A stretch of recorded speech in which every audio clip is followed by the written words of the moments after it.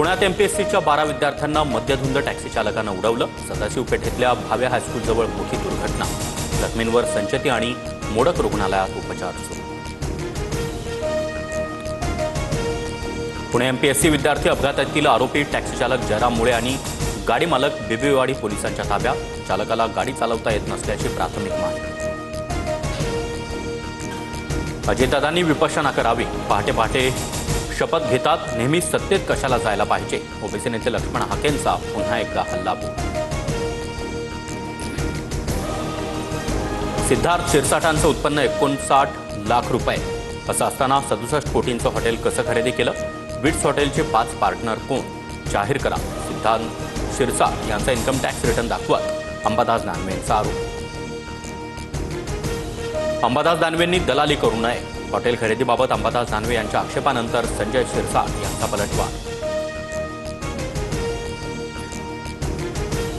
हिंदी मुंबईची बोलीभाषा बनली आहे। मराठी जरी आमची मातृभाषा असली तरी हिंदी आमची लाडकी बहीण। शिंदेंच्या शिवसेनेचे मंत्री प्रताप सरनाईकांच्या वक्तव्यानं नवा वाद। बावनकुळे आणि शिरसाट यांच्याकडून प्रताप सरनाईकांची पाठराखण। मराठी कळत नसेल तर त्यांच्या भाषेत बोलावं लागतं। शिरसाट यांची प्रतिक्रिया। तर सरनाईकांच्या वक्तव्याचा चुकीचा अर्थ लावण्यात आला। बावनकुळेंकडून सारवासारव।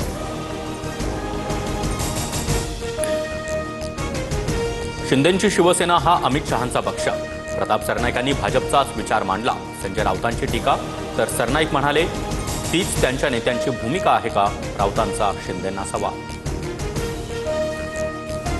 डोंबिवलीतील पलावा पुलाचं काम रखडल्यानं ठाकरेंच्या शिवसेना आणि मनसेचं एकत्र आंदोलन।